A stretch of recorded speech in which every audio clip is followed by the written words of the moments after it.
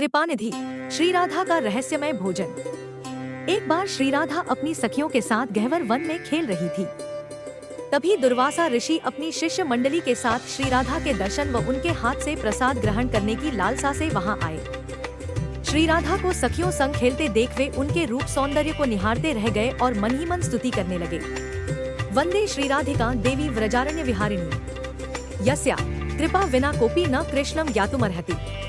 अर्थात व्रज के वनों में विहार करने वाली श्री राधा को मैं वंदन करता हूँ, जिनकी कृपा के बिना कोई भी श्री कृष्ण को जान नहीं सकता है। एक बाबा को इस तरह एकटक देखते रहने से श्री राधा डर गई और रोती हुई अपनी सखियों के साथ वृषभानुमहल में जाकर माता कीर्तिदा के आंचल में छिप गई। माता ने सखियों से जब श्री राधा के रोने का कारण पूछा तो सखियों ने बताया कि वन में एक डरावनी दाढ़ी मूंछ वाला बाबा आया है। वह लाली को घूर घूर कर देख रहा था। श्री राधा को उनकी सखियां लाली कहकर पुकारती थी। माता कीर्तिदा को समझते देर न लगी कि हुन यह बाबा दुर्वासा ऋषि ही है। इसके बाद माता कीर्तिदा श्री राधा व सखियों के साथ गहवर वन में गई और दुर्वासा ऋषि को श्री राधा व उनकी सखियों सहित अपना परिचय कराया। दुर्वासा ऋषि ने प्रसन्न होकर श्री राधा को सौभाग्यवती और चिरंजीवी होने का आशीर्वाद दिया। दुर्वासा ऋषि ने माता कीर्तिदा से अपने शिष्यों के साथ श्री राधा के हाथ का बना भोजन करने की इच्छा प्रकट की। माता दुर्वासा ऋषि के इस आग्रह को स्वीकार करने में हिचकिचाने लगी, क्योंकि दुर्वासा ऋषि के साथ उनके 10,000 शिष्य भी थे। साथ ही दुर्वासा ऋषि बहुत क्रोधी माने जाते हैं। क्रोध में आकर कुछ भी शाप दे देते हैं। लेकिन श्री राधा ने दुर्वासा ऋषि के आग्रह को स्वीकार कर लिया और अपनी सखियों के साथ अतिथियों के भोजन की तैयारी में जुट गई। श्री राधा ने अपनी सखियों को गहवर कुंड और श्री राधा सरोवर से रज मिट्टी लाने की आज्ञा दी। कुछ ही देर में सखियों ने रज का ढेर लगा दिया। तब श्री राधा ने सखियों को उस रज से छोटी छोटी गोलियां बनाने की आज्ञा दी।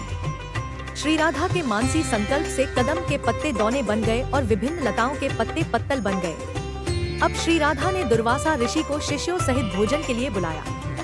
पत्तल पर रज की गोलियां व दोनों में कुंड का जल परोसकर सबसे भोजन करने का आग्रह किया। दुर्वासा ऋषि को लगा श्री राधा उनका मजाक बना रही है, परंतु श्री राधा के आग्रह करने पर जैसे ही सबने रज की गोलियों को मुख में रखा तो उन्हें अत्यंत सुस्वादु अलौकिक व्यंजनों का स्वाद आया। दुर्वासा ऋषि और उनके शिष्य भरपेट रज की गोलियां खाकर व कुंड का जल पीकर तृप्त हो गए। व्रज बरसाना के रजकणों के समान तो वैकुंठ भी नहीं है, क्योंकि यहाँ की भूमि का चप्पा चप्पा श्री प्रिया प्रियतम श्री राधा कृष्ण के चरण चिन्हों से मंडित है। श्री युगल जोड़ी के प्रेम सिंधु का अद्भुत रस यहाँ कण-कण में रचापसा है।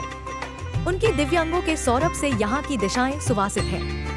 उनके वेणुनाद का माधुर्य यहाँ जड़चेतन सभी को मदमस्त कर रहा है। देवगण ऋषि मुनि इसी रस के लिए सदा लालायित रहते हैं। दुर्वासा ऋषि ने प्रसन्न होकर श्री राधा को आशीर्वाद देते हुए कहा, जो भी तुम्हारे हाथ से बना प्रसाद ग्रहण करेगा वह चिरंजीवी हो जाएगा।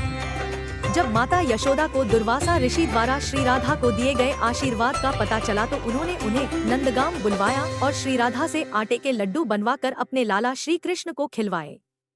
इस तरह माता यशोदा ने अपने पुत्र के चिरंजीवी होने का उत्सव मनाया।